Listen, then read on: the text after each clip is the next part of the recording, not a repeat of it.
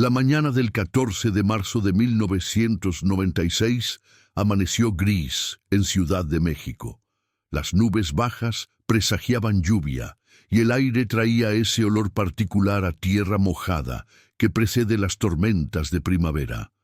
En el barrio de Coyoacán, dentro de una casa de 2 pisos con fachada verde desgastada por los años, Guadalupe Martínez preparaba café mientras revisaba por tercera vez el bolso de su hija. Patricia Martínez tenía 17 años y los ojos más brillantes que su madre hubiera visto jamás. Esa mañana iba a tomar un autobús hacia Querétaro para visitar a su hermana mayor, quien acababa de tener su primer bebé.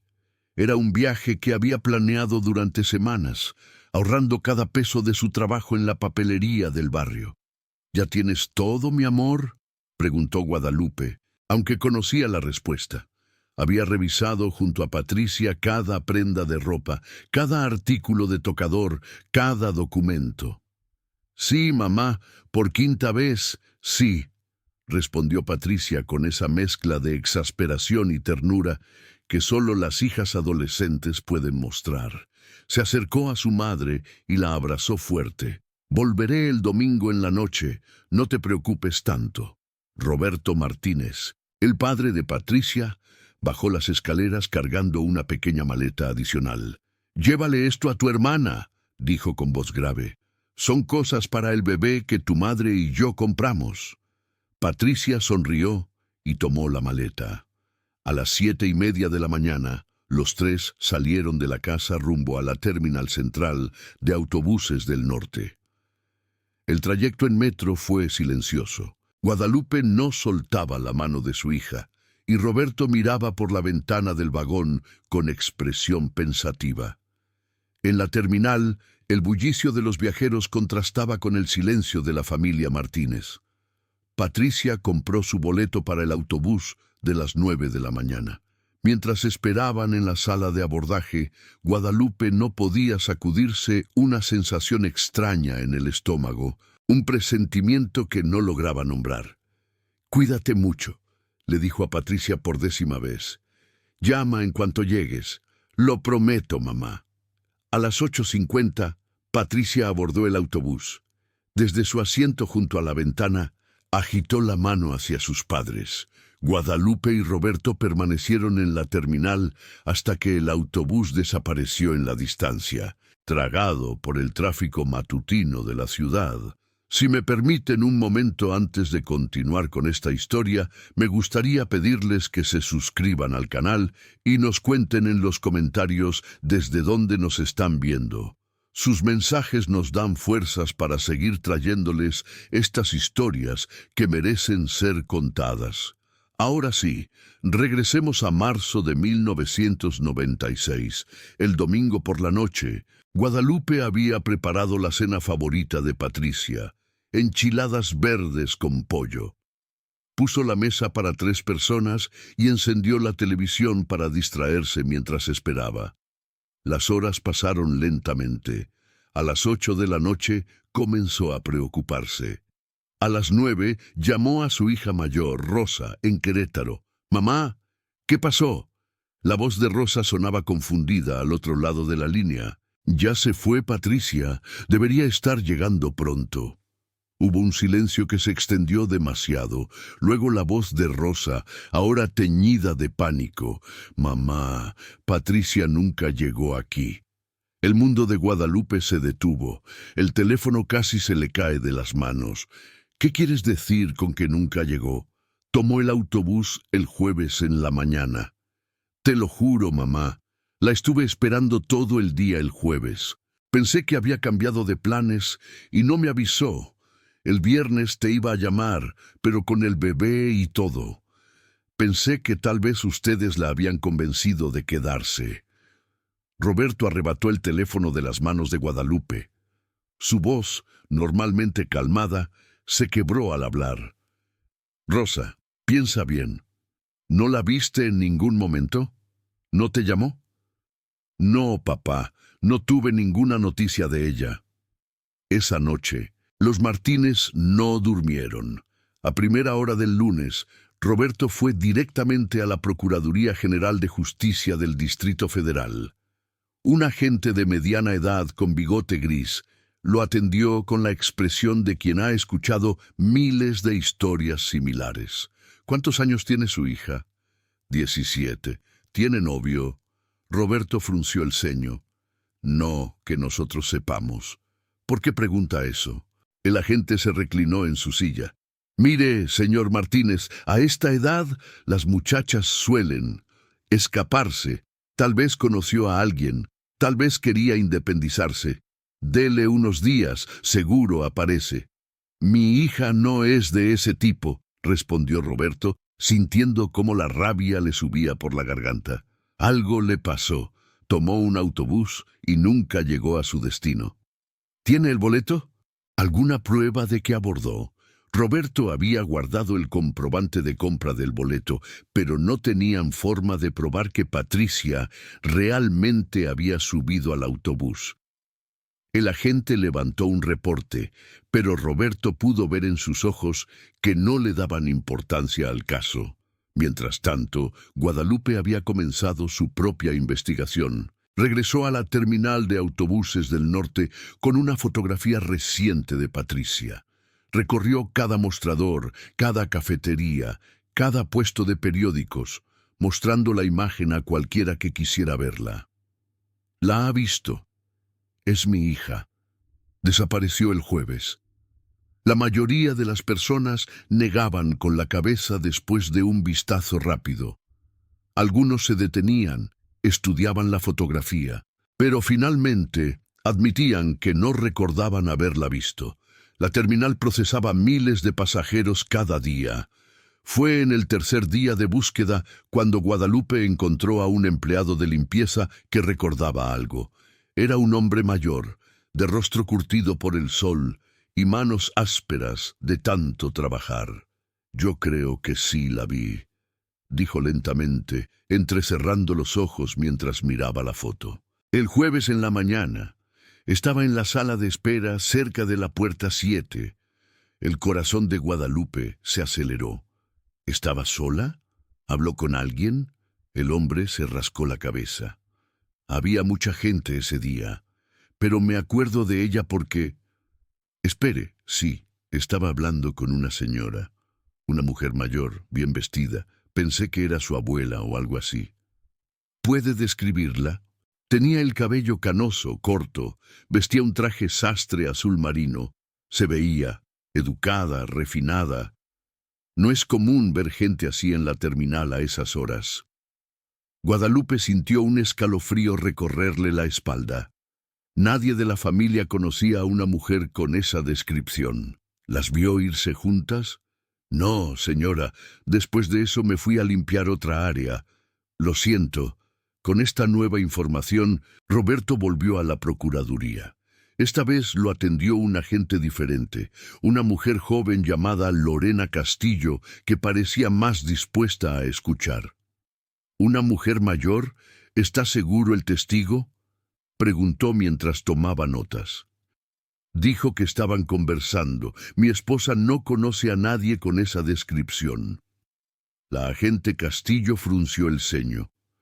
Voy a ser honesta con usted, señor Martínez. Estos casos son difíciles. Si su hija fue persuadida a irse con alguien, pudo haber sido llevada a cualquier parte.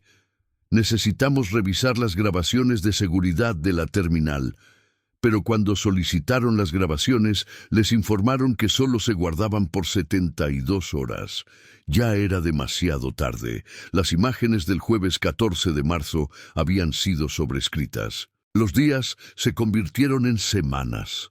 Los Martínez imprimieron cientos de volantes con la fotografía de Patricia. Guadalupe dejó su trabajo para dedicarse completamente a la búsqueda. Pegaban los volantes en postes de luz, en mercados, en escuelas, en hospitales. La familia de Rosa en Querétaro hizo lo mismo en su ciudad. Cada mañana, Guadalupe despertaba con una mezcla de esperanza y terror. Esperanza de que ese día encontrarían una pista, terror de lo que esa pista podría revelar. Roberto, normalmente un hombre fuerte y estoico, se desmoronaba cada noche en la privacidad de su habitación.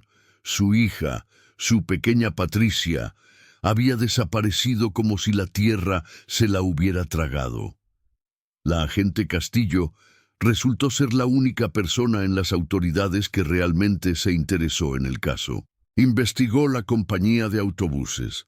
Habló con el conductor, que supuestamente había manejado la ruta ese día. El hombre recordaba el viaje, pero no a ninguna pasajera en particular. Ese día había como 40 personas en el autobús, explicó. No puedo recordar a cada una, pero le juro que nadie bajó entre la Ciudad de México y Querétaro. Hicimos las paradas normales en San Juan del Río.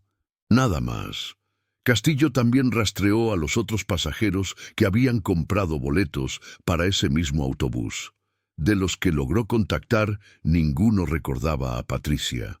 Era como si la muchacha se hubiera vuelto invisible.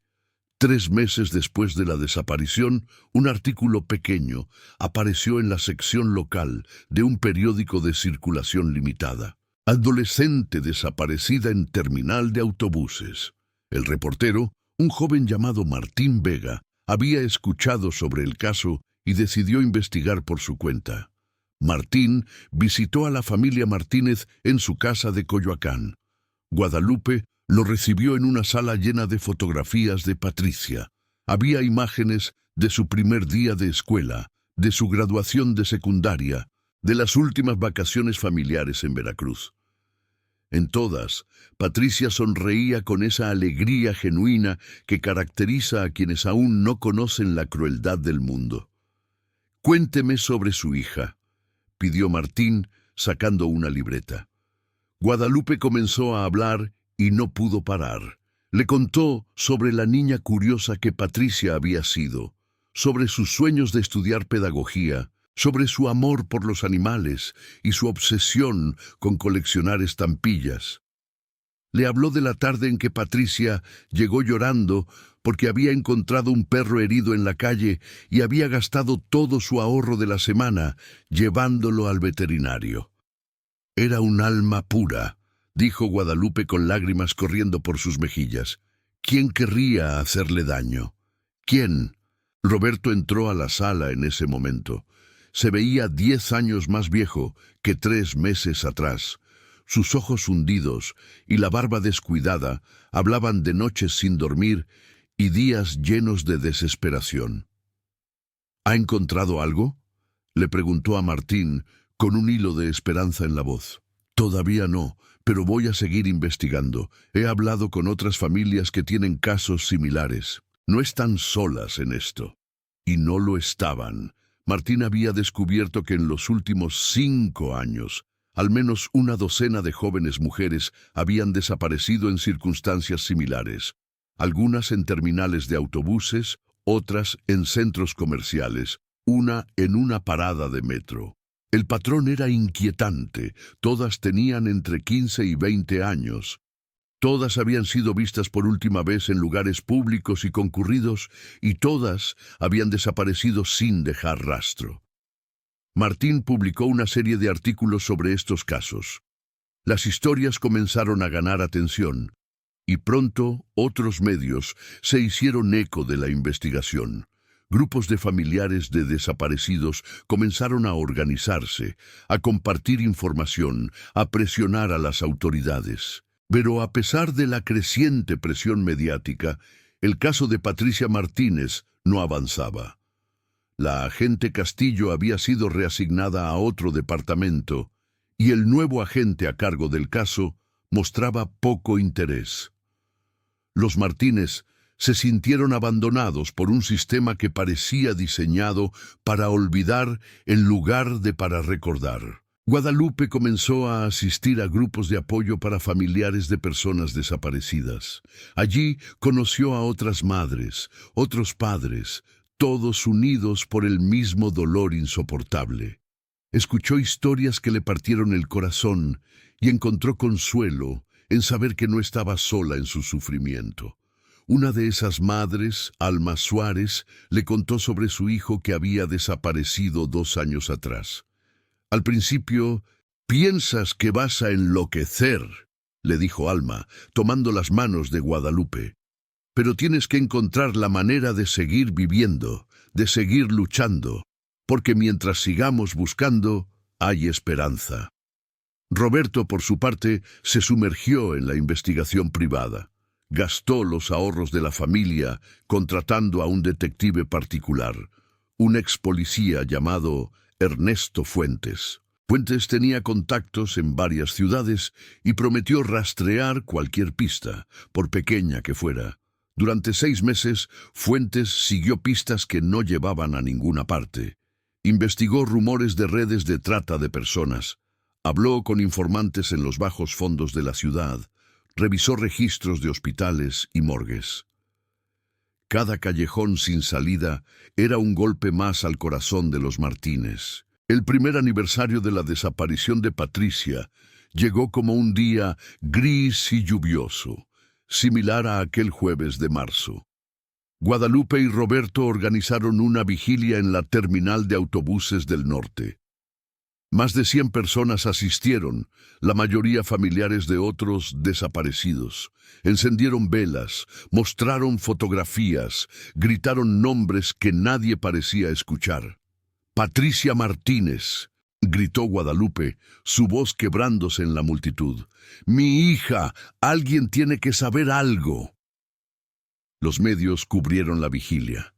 Las imágenes de Guadalupe llorando frente a una foto gigante de Patricia aparecieron en los noticieros nocturnos.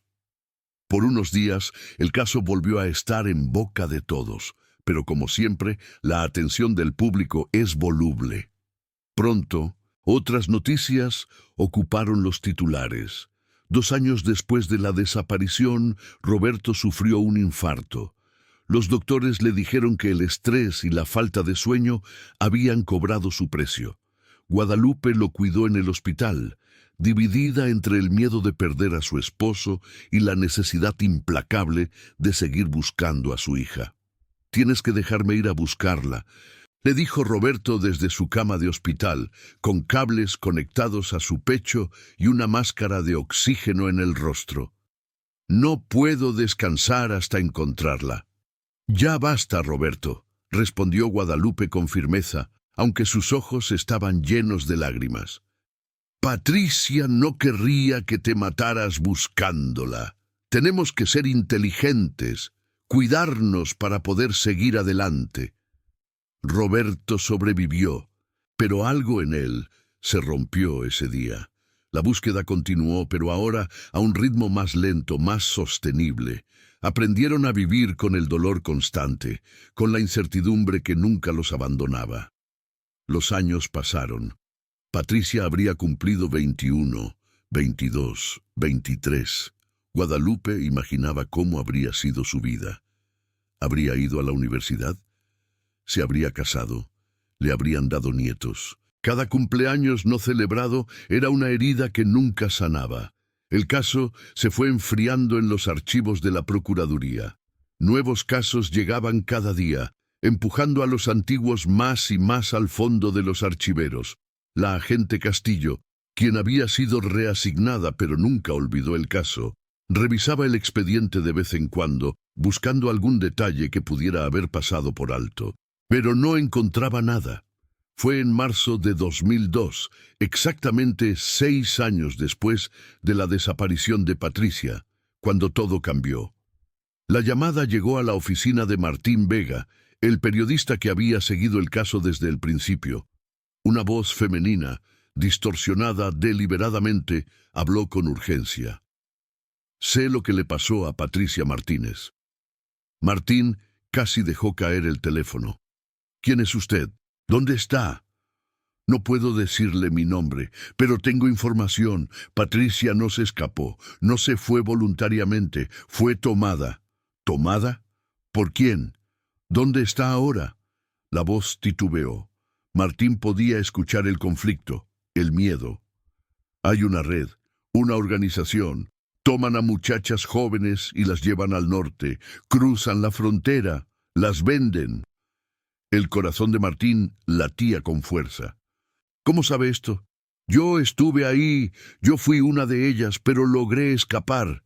Patricia. Patricia fue una de las primeras que vi cuando me llevaron. Eso fue en 1996, poco después de que la tomaran. ¿Dónde? ¿Dónde la vio? En una casa en Tijuana. Nos tenían a varias allí.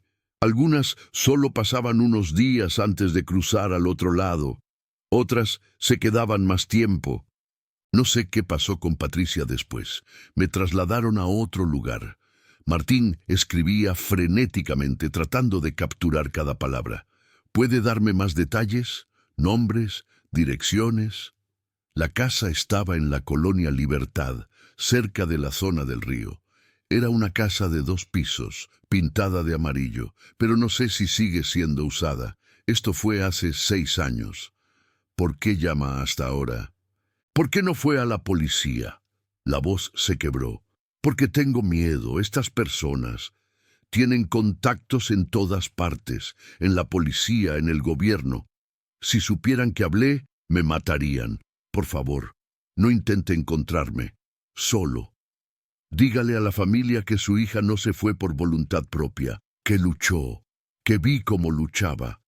La línea se cortó. Martín intentó rastrear la llamada, pero había venido de un teléfono público en el centro de la Ciudad de México. La mujer había sido cuidadosa. Martín llamó inmediatamente a los Martínez. Cuando Guadalupe escuchó la noticia, no supo si sentir alivio o más dolor. Por un lado, finalmente tenían una pista concreta. Por otro, la confirmación de que Patricia había sido víctima de trata era una pesadilla hecha realidad. «Tenemos que ir a Tijuana», dijo Roberto, su voz cargada de determinación. «Tenemos que encontrar esa casa». Pero Martín los detuvo. «Necesitamos involucrar a las autoridades. Esto es peligroso. Si realmente hay una red organizada con conexiones policiales, no pueden ir ustedes solos». Contactaron a la agente Castillo, quien ahora trabajaba en la unidad de trata de personas. Cuando escuchó la grabación de la llamada que Martín había logrado hacer, su expresión se endureció. «Esto coincide con lo que hemos estado investigando», dijo. «Hemos tenido informes de una red que opera entre la Ciudad de México y la frontera norte, pero es altamente organizada, muy cuidadosa. Nunca hemos podido acercarnos lo suficiente». «¿Qué podemos hacer?», preguntó Guadalupe, aferrándose a la mano de Roberto. Castillo respiró profundamente. «Voy a coordinar con las autoridades en Tijuana. Vamos a investigar esa casa, ver si todavía existe, pero necesito que ustedes tengan cuidado. Si esta mujer tiene razón sobre las conexiones que tiene esta red, no podemos confiar en cualquiera». La investigación comenzó discretamente. Castillo viajó a Tijuana con un pequeño equipo de agentes de confianza. Encontraron la Casa Amarilla en la colonia Libertad, exactamente donde la informante anónima había dicho. Pero estaba abandonada. Había sido desocupada al menos 2 años atrás, según los vecinos. Los agentes registraron la casa de arriba a abajo. Encontraron evidencia de que múltiples personas habían vivido allí en condiciones precarias. Colchones viejos en el suelo, cadenas empotradas en las paredes del sótano, grafiti en varios idiomas rayado en las paredes. Pero no había nada que conectara directamente el lugar con Patricia Martínez. Sin embargo, uno de los agentes encontró algo en el marco de una ventana del segundo piso. Tallado con un objeto afilado, casi imperceptible, estaban las iniciales PM y una fecha, 14/3/96. Cuando Castillo les mostró la fotografía de las iniciales a los Martínez, Guadalupe se derrumbó. Patricia tenía la costumbre de tallar sus iniciales en lugares que visitaba. Lo había hecho en árboles del parque, en el escritorio de su habitación, en la banca de la escuela donde estudiaba. «Es ella», sollozó Guadalupe. «Es mi niña, estuvo allí, estuvo viva». La confirmación trajo una mezcla agridulce de emociones. Sabían que Patricia había estado en Tijuana en algún momento después de su desaparición. Pero, ¿qué había pasado después? ¿Dónde estaba ahora? ¿Seguía viva? Castillo intensificó la investigación. Comenzó a entrevistar a personas en Tijuana, buscando a alguien que recordara actividad sospechosa en la Casa Amarilla 6 años atrás. La mayoría de los vecinos eran nuevos en el área o afirmaban no recordar nada. El miedo era palpable. Nadie quería involucrarse, pero finalmente, una mujer mayor llamada Consuelo se acercó a Castillo en privado. «Yo recuerdo esa casa», dijo en voz baja, mirando constantemente sobre su hombro. Siempre había movimiento extraño, camionetas que llegaban tarde en la noche, muchachas jóvenes que nunca salían durante el día. «¿Vio a alguna de esas muchachas?», preguntó Castillo, mostrándole una foto de Patricia. Consuelo estudió la imagen. Sus ojos se llenaron de lágrimas. Puede ser, había tantas, todas se veían asustadas, perdidas. Intenté hablar con una vez, ofrecerle ayuda, pero un hombre me amenazó. Me dijo que me metiera en mis asuntos si quería seguir viva. ¿Puede describir al hombre? Alto, delgado, cicatriz en la mejilla izquierda. Hablaba con acento del norte. Venía seguido en una camioneta roja. Con esta descripción, Castillo comenzó a revisar archivos policiales. Encontró a varios individuos que coincidían, todos con antecedentes de tráfico de personas, drogas o armas, pero sin más evidencia concreta no podía hacer arrestos. La frustración crecía. Tenían pistas, testigos, evidencia física de que Patricia había estado en esa casa. Pero 6 años era demasiado tiempo. El rastro se había enfriado, la gente había cambiado, los responsables probablemente habían movido sus operaciones a otro lugar. Martín Vega publicó una serie de artículos detallando los nuevos hallazgos. La historia de Patricia volvió a capturar la atención nacional. Las organizaciones de derechos humanos se involucraron, presionando a las autoridades federales para que tomaran acción. Guadalupe y Roberto dieron entrevistas en televisión, rogando a cualquiera que tuviera información sobre el paradero de su hija que se presentara. «Si está viva Patricia, queremos que sepas que nunca dejamos de buscarte», dijo Guadalupe mirando directamente a la cámara, sus ojos rojos de tanto llorar. «Que nunca nos rendimos y que te amamos con todo nuestro corazón». Las llamadas comenzaron a llegar. Algunas eran de personas bien intencionadas ofreciendo apoyo. Otras eran reportes de avistamientos que resultaban ser casos de identidad equivocada. Y algunas eran crueles, personas que se aprovechaban del dolor de la familia para pedir dinero a cambio de información. Pero entre todas esas llamadas hubo una que destacó. Llegó 3 semanas después de la emisión televisiva. Una mujer llamada Teresa González llamó desde Los Ángeles, California. «Vi el reportaje sobre Patricia Martínez», dijo con voz temblorosa. «Creo que la conocí. Hace 4 años trabajábamos juntas en una fábrica de ropa en el este de Los Ángeles».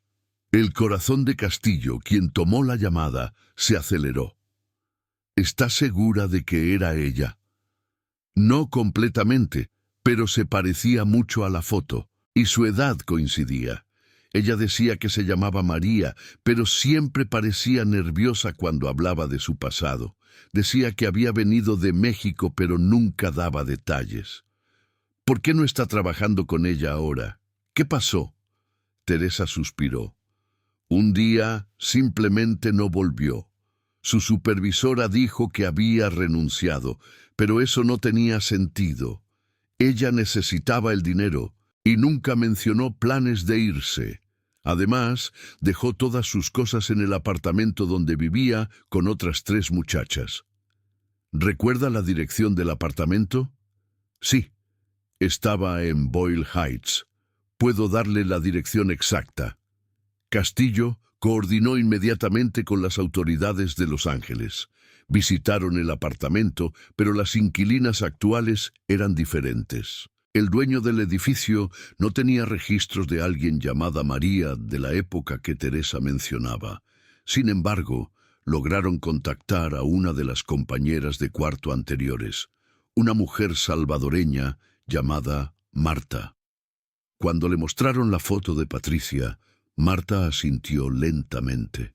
Sí, ella vivía con nosotras, pero no se llamaba María, o al menos yo no lo creí nunca. Siempre parecía estar escondiéndose de algo, de alguien. Tenía pesadillas terribles, gritaba en español por las noches.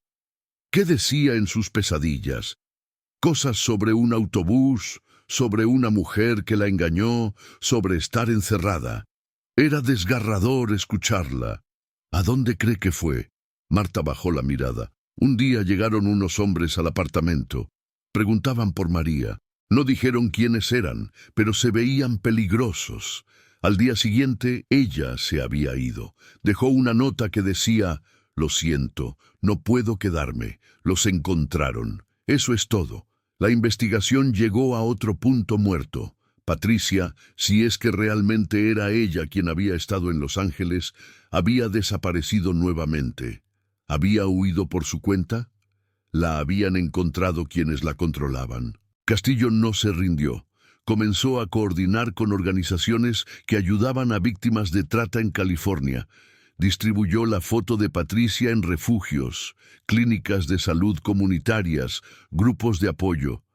Alguien, en algún lugar, tenía que haberla visto.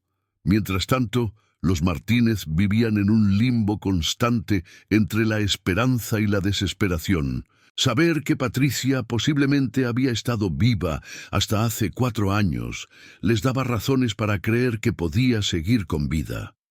Pero también significaba que había estado sufriendo todo ese tiempo, lejos de casa, probablemente viviendo con miedo constante. ¿Por qué no nos contactó?, se preguntaba Guadalupe cada noche. Si estuvo en Los Ángeles, ¿por qué no llamó? Habríamos ido a buscarla, la habríamos traído a casa. Roberto tenía una teoría más oscura. Tal vez la amenazaron, tal vez le dijeron que si contactaba a la familia nos harían daño. Patricia haría cualquier cosa para protegernos. Los meses pasaron convirtiéndose en años nuevamente. El caso de Patricia Martínez se volvió un símbolo para los grupos de activistas que luchaban contra la trata de personas en México. Su rostro apareció en campañas de concientización. Su historia fue contada en conferencias y seminarios. Guadalupe se convirtió en vocera de familias de desaparecidos. Viajaba por el país, hablando en escuelas, en comunidades, en programas de televisión. «No dejen que les pase lo que nos pasó a nosotros», decía. «Cuiden a sus hijos. Estén alertas, porque estos depredadores están en todas partes, esperando el momento perfecto». Roberto, debilitado por sus problemas cardíacos, pero con espíritu inquebrantable, seguía cualquier pista que apareciera. Había aprendido a usar Internet y pasaba horas en foros, en grupos de Facebook dedicados a personas desaparecidas, compartiendo la foto de Patricia una y otra vez. En 2004, 8 años después de la desaparición, recibieron otra llamada. Esta vez era un hombre que decía haber sido parte de la red que traficaba personas entre México y Estados Unidos. «Quiero limpiar mi conciencia», dijo. «Hice cosas terribles. Vi cosas terribles. Y ya no puedo seguir callando». Se identificó como Javier Méndez y acordó reunirse con las autoridades a cambio de protección. En su testimonio, corroboró la existencia de la red y dio nombres de personas involucradas, incluyendo policías y funcionarios de gobierno que facilitaban las operaciones. ¿Recuerda a una muchacha llamada Patricia Martínez?, preguntó Castillo durante el interrogatorio. Javier pensó por un largo momento. El nombre no me dice nada, pero pasaron cientos de muchachas por nuestras manos. ¿Tiene una foto? Le mostraron la foto. Javier la estudió cuidadosamente. Puede ser. Había una que se parecía a ella. muy joven, muy asustada al principio, pero luego se volvió diferente, más fuerte, más desafiante. Causó problemas. ¿Qué tipo de problemas? Intentó escapar varias veces. Ayudaba a otras muchachas a planear fugas. Los jefes hablaron de deshacerse de ella. Pero era muy joven, muy bonita, valía dinero, así que la mandaron al otro lado. ¿Cuándo fue eso? 1997, tal vez 1998. No recuerdo exactamente. ¿Sabe a dónde la mandaron? Javier negó con la cabeza. Una vez que cruzaban, perdíamos el rastro. Otros se encargaban de la operación del otro lado. Con el testimonio de Javier, las autoridades lograron desmantelar parte de la red. Se hicieron arrestos en varias ciudades. Algunos policías corruptos fueron expuestos y destituidos. Pero los cabecillas principales, aquellos en la cúpula de la organización, nunca fueron capturados. Y Patricia seguía sin aparecer. Los años continuaron pasando. Patricia habría cumplido 30 años, luego 35. Guadalupe envejeció prematuramente. Su cabello se volvió completamente blanco. Roberto sufrió otro infarto en 2008 y tuvo que ser sometido a cirugía de bypass. Los doctores le dijeron que tenía suerte de estar vivo, pero Roberto no se sentía afortunado. ¿Cómo puedo sentirme afortunado cuando mi hija está perdida en algún lugar?, le dijo a Guadalupe mientras se recuperaba en el hospital. He fallado como padre. Era mi trabajo protegerla. No fallaste, respondió Guadalupe firmemente tomando su mano. Hiciste todo lo que pudiste. Esto no fue tu culpa, fue culpa de gente malvada, de un sistema que no nos protegió. En 2010, 14 años después de la desaparición, la agente Castillo se jubiló, pero antes de hacerlo, se reunió una última vez con los Martínez. Nunca voy a olvidar este caso, les dijo con lágrimas en los ojos. Nunca voy a olvidar a Patricia. He dedicado mi carrera a ayudar a familias como la suya y lamento profundamente no haber podido traerles a su hija a casa. Hiciste más que nadie, respondió Guadalupe abrazándola. Nos diste esperanza cuando todos los demás nos habían abandonado. Nunca lo olvidaremos. Castillo le entregó a Guadalupe una caja con todas las notas, reportes y evidencia que había recopilado sobre el caso a lo largo de los años. Tal vez algún día alguien encuentre algo aquí que yo pasé por alto, dijo. La vida siguió su curso inexorable. Rosa, la hermana mayor de Patricia, tuvo 2 hijos más. Los sobrinos que Patricia nunca conoció crecieron escuchando historias sobre su tía desaparecida. Guadalupe les mostraba fotos, les contaba anécdotas, asegurándose de que el recuerdo de Patricia siguiera vivo. Martín Vega, el periodista, nunca dejó de investigar. Cada año, en el aniversario de la desaparición, publicaba un artículo actualizando el caso. Entrevistaba a expertos en trata de personas, hablaba con sobrevivientes, mantenía la historia en el ojo público. Fue en marzo de 2015, 19 años después de aquella mañana gris en la terminal de autobuses, cuando llegó la llamada que cambiaría todo. Una trabajadora social en San Diego, California, llamó a la línea de personas desaparecidas de México. «Tengo una mujer aquí en un refugio para víctimas de trata», dijo. «Dice que es mexicana, que fue traída a Estados Unidos en contra de su voluntad hace muchos años. Está muy traumatizada, le cuesta hablar, pero cuando vio un póster con casos de personas desaparecidas, señaló una foto».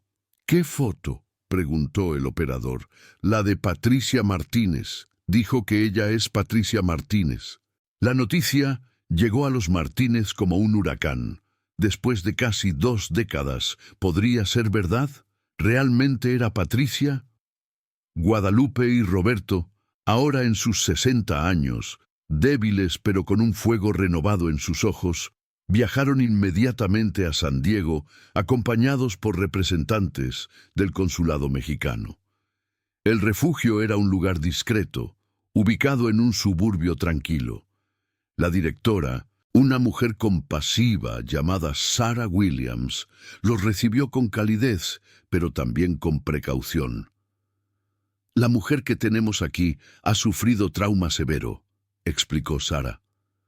Ha estado en situaciones de explotación durante años. Está comenzando a recuperarse, pero es un proceso lento. No está segura de muchas cosas, incluyendo su propia identidad.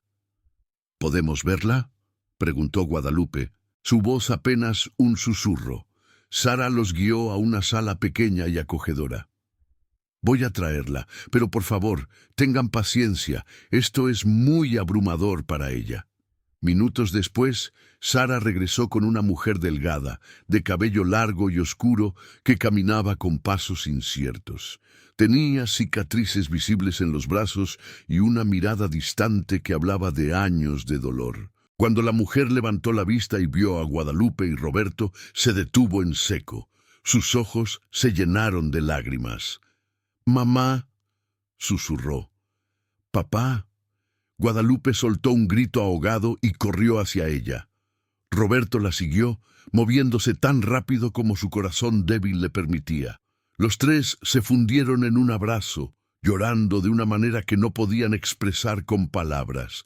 «Mi hija, mi hija, mi hija», repetía Guadalupe una y otra vez, acariciando el rostro de la mujer, tocándola como si no pudiera creer que fuera real. «Lo siento», sollozaba la mujer. «Lo siento tanto. Traté de volver. Traté de llamar. Pero ellos dijeron que los matarían si lo hacía». Pasaron horas en esa habitación, reunidos después de 19 años de separación. Patricia, porque era ella, tenía 36 años ahora. Su juventud había sido robada, su vida destruida por personas sin escrúpulos. Lentamente, en las semanas siguientes, Patricia comenzó a contar su historia. Era doloroso, fragmentado, interrumpido por crisis de pánico y pesadillas. Pero poco a poco, la verdad emergió. La mujer en la terminal de autobuses había sido parte de la red. Se hacía pasar por una viajera amigable, ganándose la confianza de muchachas jóvenes. Le había dicho a Patricia que su autobús tenía retraso y le había ofrecido un café mientras esperaba. El café había estado drogado. Patricia despertó en la Casa Amarilla de Tijuana. Estuvo allí por semanas, tal vez meses. El tiempo se volvió borroso. Luego fue cruzada a Estados Unidos en la cajuela de un carro. Pasó años siendo movida de un lugar a otro, forzada a trabajar en condiciones inhumanas, amenazada constantemente. Había intentado escapar varias veces. Una vez casi lo logró, llegando a vivir brevemente en Los Ángeles bajo el nombre falso de María. Pero la encontraron, la castigaron, la movieron nuevamente. Fue solo recientemente, cuando la organización que la controlaba fue desmantelada en una redada, que finalmente quedó libre. Pero el trauma era tan profundo que ni siquiera estaba segura de quién era realmente hasta que vio su propia foto en el póster de desaparecidos. La recuperación fue lenta. Patricia necesitó terapia intensiva, apoyo médico y el amor constante de su familia. Guadalupe y Roberto hicieron arreglos para quedarse en San Diego durante meses, ayudando a su hija a dar los primeros pasos hacia la sanación. Rosa y su familia vinieron a visitarla. Ver a sus sobrinos, ahora adolescentes, fue agridulce para Patricia. Todo lo que había perdido, todos los momentos familiares de los que había sido privada, se hacía dolorosamente evidente. Pero también había esperanza. Patricia estaba viva, estaba libre, y por primera vez en 19 años estaba rodeada de amor.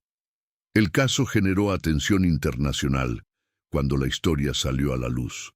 Martín Vega escribió un libro documentando la búsqueda y el eventual reencuentro. Las ganancias fueron destinadas a organizaciones que luchaban contra la trata de personas. Las autoridades mexicanas y estadounidenses lanzaron investigaciones conjuntas basadas en el testimonio de Patricia. Más miembros de la red fueron arrestados, Y aunque los principales responsables nunca enfrentaron justicia completa, se logró desmantelar una operación significativa que había destruido innumerables vidas. Patricia eventualmente regresó a México con su familia. La casa en Coyoacán, aunque más vieja, seguía siendo su hogar. Guadalupe había mantenido el cuarto de Patricia exactamente como estaba el día que desapareció, un santuario de esperanza durante todos esos años. La readaptación fue difícil.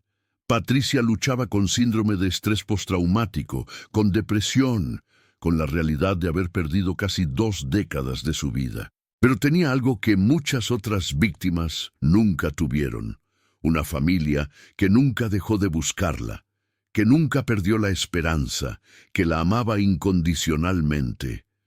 Con el tiempo, Patricia comenzó a trabajar con organizaciones de sobrevivientes, compartiendo su historia para ayudar a otros.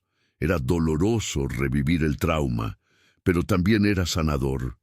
Cada vez que ayudaba a otra víctima, cada vez que su testimonio llevaba a la captura de un tratante, sentía que estaba recuperando un pedazo de su dignidad robada. Guadalupe y Roberto, ya ancianos, pasaron sus últimos años viendo a su hija sanar. Roberto falleció en 2018, a los 72 años, con Patricia sosteniendo su mano. Sus últimas palabras fueron: «Nunca me rendí, siempre supe que volverías a casa». Guadalupe vivió hasta 2021, tiempo suficiente para ver a Patricia encontrar algo de paz, formar relaciones saludables y comenzar a imaginar un futuro que por tanto tiempo le había sido negado. En el funeral de Guadalupe, Patricia habló frente a una multitud de familiares, amigos y activistas que habían sido parte de su historia. «Mi madre nunca dejó de luchar», dijo con voz firme. «Cuando todo el mundo me dio por perdida, ella siguió creyendo. Su amor me mantuvo viva durante los momentos más oscuros. Sabía que en algún lugar ella estaba buscándome, esperándome, y ese conocimiento me dio la fuerza para sobrevivir». Hoy, Patricia Martínez tiene 46 años.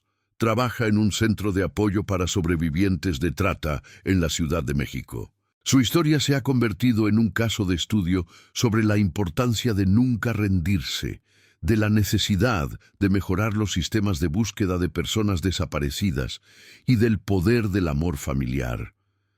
El caso también llevó a cambios legislativos en México. Se crearon protocolos más estrictos para investigar desapariciones, especialmente de mujeres jóvenes. Se establecieron bases de datos nacionales más eficientes y se fortaleció la cooperación con autoridades estadounidenses. La confesión anónima, que llegó 6 años después de la desaparición de Patricia, resultó ser el punto de inflexión que eventualmente la trajo de regreso a casa. Esa mujer valiente que llamó a Martín Vega, arriesgando su propia seguridad para dar información, nunca fue identificada, pero su acto de valor cambió el curso de una vida. Patricia a menudo piensa en ella, en todas las otras mujeres que fueron víctimas de la misma red, en aquellas que nunca lograron escapar. Lleva sus historias consigo, honrando su memoria, trabajando incansablemente para asegurar que menos familias tengan que vivir la pesadilla que la suya vivió. La habitación de Patricia en la casa de Coyoacán ya no es un santuario estático. Ahora es un espacio vivo, lleno de fotografías nuevas, libros sobre trauma y sanación, y plantas que ella cuida con dedicación.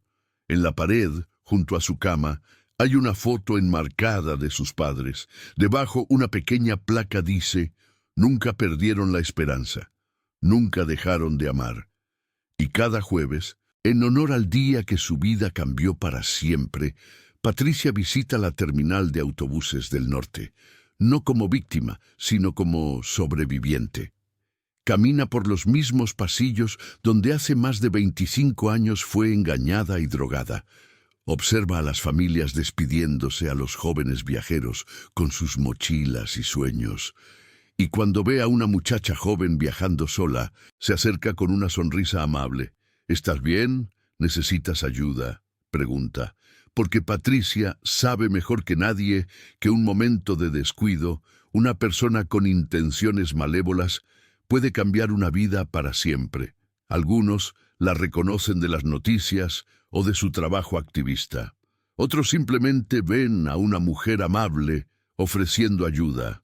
Pero todos sienten la sinceridad en sus palabras, la profundidad de su preocupación genuina.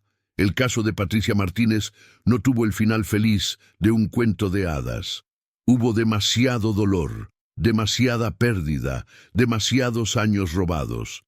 Pero es una historia de resiliencia, de un amor familiar que trascendió el tiempo y la distancia, y de una mujer que se negó a ser definida por lo que le hicieron. Es también un recordatorio inquietante de una realidad que persiste. Miles de personas desaparecen cada año en México. Muchas son víctimas de trata, crimen organizado o violencia. Sus familias viven en el mismo limbo que los Martínez vivieron durante 19 años, atrapados entre la esperanza y la desesperación. Patricia usa su voz para hablar por aquellos que no pueden hablar. En conferencias, en medios de comunicación, en escuelas, cuenta su historia no para generar lástima, sino para generar conciencia y acción. No somos solo estadísticas, dice. Somos hijas, hermanas, amigas. Tenemos nombres, historias, familias que nos aman y nos buscan. El legado de Guadalupe y Roberto Martínez vive a través de su hija. Su negativa a rendirse, su búsqueda incansable, su amor inquebrantable, todo eso se refleja en el trabajo que Patricia hace ahora. Cada vida que ayuda a salvar, cada familia que ayuda a reunir, es un tributo a los padres que nunca perdieron la fe. Y en algún lugar, tal vez en las calles de la Ciudad de México, tal vez en un refugio en California, tal vez en una pequeña habitación en cualquier parte, hay otras historias como la de Patricia esperando ser contadas. Hay otras madres como Guadalupe que todavía buscan, otras hijas que todavía esperan ser encontradas.